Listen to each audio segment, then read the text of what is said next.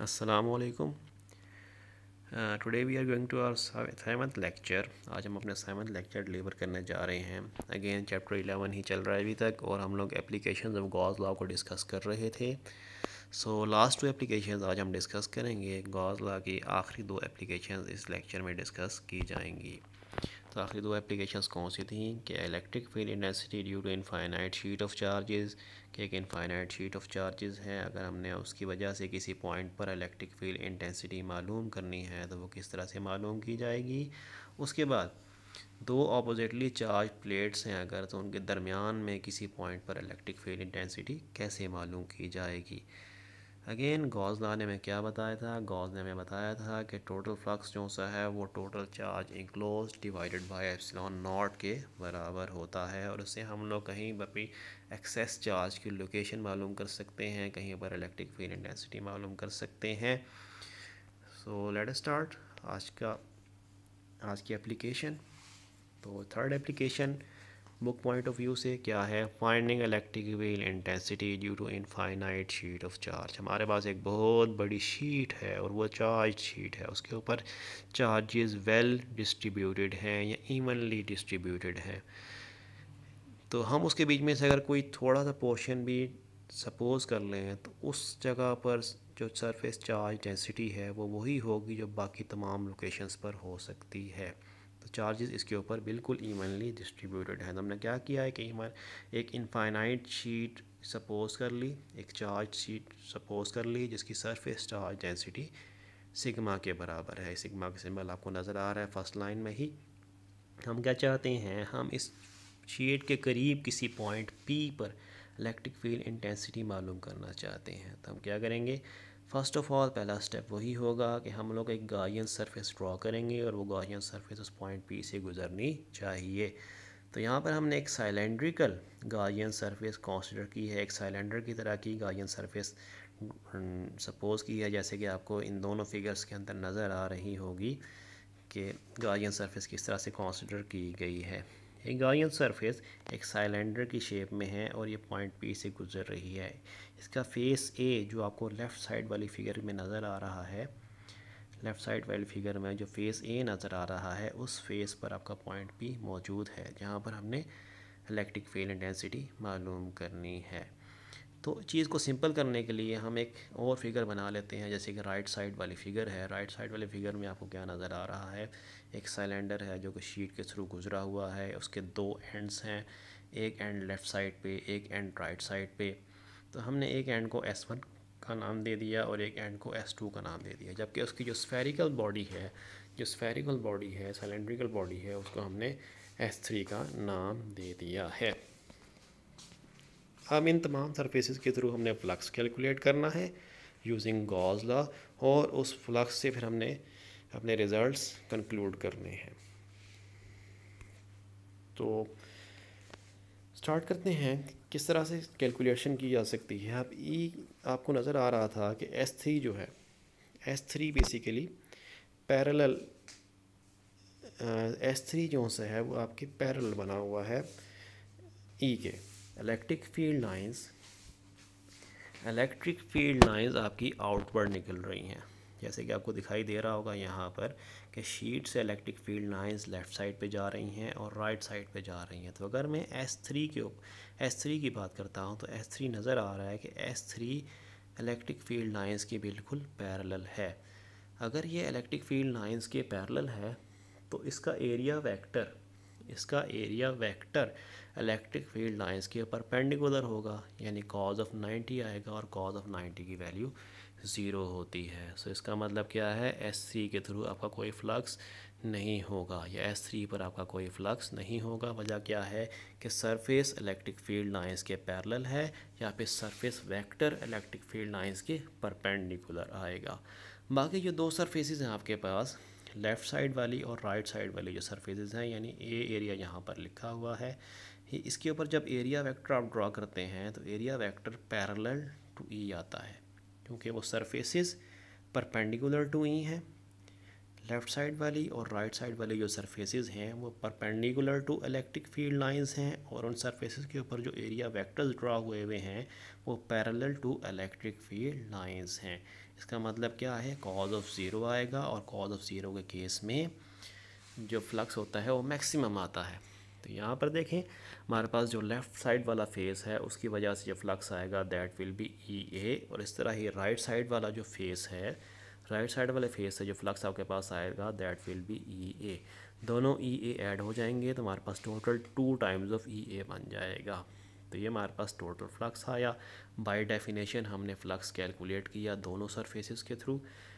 उसके बाद surface charge density है, सरफेस चार्ज डेंसिटी सिग्मा के बराबर थी, और ये होती क्या है, by definition surface charge density होती है चार्ज पर यूनिट एरिया, कि एक स्पेसिफिक एरिया में कितने ज़्यादा चार्जेस मौजूद हैं, ये कहलाती है सरफेस चार्ज डेंसिटी। तो यहाँ पर आपको लिखा हुआ नज़र आ रहा है surface charge density is equal to Q over A. तो यहाँ से अगर मैं क्यू की वैल्यू निकालना चाहूँ तो वो सिग्मा इंटू ए हो जाएगा।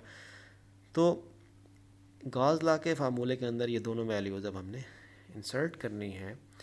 तो गॉस लॉ क्या था, phi is equal to Q over epsilon naught, या फिर total charge enclosed over epsilon naught. तो जहाँ पर टोटल चार्ज की वैल्यू हमारे पास क्या आई, सिग्मा इंटू ए। तो हम क्या करेंगे, टोटल चार्ज इंक्लोज्ड को सिग्मा ए से रिप्लेस कर देंगे।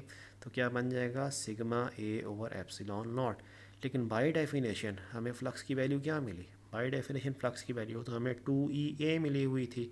तो हम क्या करेंगे, इस फ्लक्स को 2E से रिप्लेस कर देंगे। तो क्या हो जाएगा हमारे पास, कंपेयरिंग इक्वेशन 1 और 2, it will become 2E is equal to sigma A over epsilon nought. A से ए कट जाएगा, हमारे पास बच जाएगा E is equal to sigma over 2 epsilon nought. ये एक्सप्रेशन क्या बता रहा है, इलेक्ट्रिक फील्ड इंटेंसिटी बता रहा है due to infinite sheet of charges. इसको वेक्टर फॉर्म में लिखना चाहें तो लिखा जा सकता है E vector is equal to sigma over 2 epsilon naught with R unit vector. और आर यूनिट वेक्टर क्या बता रहा है, ये R unit vector normal to the sheet या फिर in the direction of electric field lines draw किया जाता है। ये इलेक्ट्रिक फील्ड लाइंस की डायरेक्शन बता रहा होगा, या इलेक्ट्रिक फील्ड इंटेंसिटी की डायरेक्शन बता रहा होगा। सेकेंड एप्लीकेशन या last application book point of view से जो फोर्थ एप्लीकेशन है वो क्या है कि दो इनफाइनाइट लेंथ की प्लेट्स हैं, उनको हम चार्ज करते हैं, उनके दरमियान में किसी पॉइंट पर इलेक्ट्रिक फील्ड इंटेंसिटी कैसे मालूम की जा सकती है। तो हमने यह करना है, उस तरह ही दो प्लेट्स कंसीडर कर लेनी है, उन दोनों प्लेट्स को हमने ऑपोजिट चार्ज दे दिया तो क्या होगा, एक इलेक्ट्रिक फील्ड इस्टेब्लिश हो जाएगी। अब क्योंकि प्लेट्स इनफाइनाइट लेंथ की हैं तो इसमें फ्रिंगिंग फील्ड का कॉन्सेप्ट नहीं इस्तेमाल होगा। Field lines straightly positive plate से नेगेटिव प्लेट की तरफ ट्रैवल कर रही होंगी। इनके अंदर हमने किसी पॉइंट P पर इलेक्ट्रिक फील्ड इंटेंसिटी मालूम करनी है। तो हम क्या करते हैं, एक ऐसी गॉसियन सरफेस ड्रॉ कर लेते हैं जो गॉसियन सरफेस उस पॉइंट P से गुजर रही हो। जैसे कि आपको एक रेक्टेंगल इसके बीच में ड्रॉ हुआ नज़र आ रहा है। ये रेक्टेंगल कंडक्टर के अंदर से भी गुजर रहा है और नीचे प्लेट्स के दरमियान वाले एरिया से भी गुजर रहा है। तो रेक्टेंगल का जो नीचे वाला पोर्शन है, नीचे वाली जो लाइन है, इस पे कोई पॉइंट P मौजूद है जहाँ पर आपने इलेक्ट्रिक फील्ड इंटेंसिटी मालूम करनी है। तो ये हमारे पास सपोजिशन हमने ले ली और हमने एक सिनेरियो बना लिया। इस सिनेरियो को भी इस्तेमाल करते हैं। तो हमने पीछे भी देखा कि हमारे पास जो चार्ज है वो सरफेस चार्ज डेंसिटी के टर्म्स में कैसे लिखा जा सकता है। As we all know Q is equal to sigma into A. ये पीछे भी हमने पिछली एप्लीकेशन में भी अभी हमने ड्राइव किया कि sigma is equal to Q over A होता है, यानी कि surface charge density total charge enclosed over area के बराबर होती है, या टोटल चार्ज पर यूनिट एरिया के बराबर होती है। तो अगर हमने वहाँ से चार्ज निकालना है तो charge is equal to surface charge density into A हो जाएगा।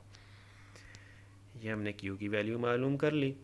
अब हम क्या करेंगे, स्टेप बाय स्टेप इसको कैलकुलेट करते हैं। फ़र्स्ट ऑफ़ ऑल जो बॉक्स हमने कंसिडर किया हुआ है उसकी साइड्स को लेते हैं। अब साइड्स देखें, parallel to electric field lines हैं। अगर sides parallel to electric field lines हैं तो साइड के जो एरिया वेक्टर्स होंगे, साइड्स के जो एरिया वेक्टर्स होंगे वो perpendicular to electric field lines आ जाएंगे, यानी कॉज ऑफ 90 आ जाएगा। अगर कॉज ऑफ 90 आ जाएगा तो फ्लक्स की वैल्यू 0 हो जाएगी।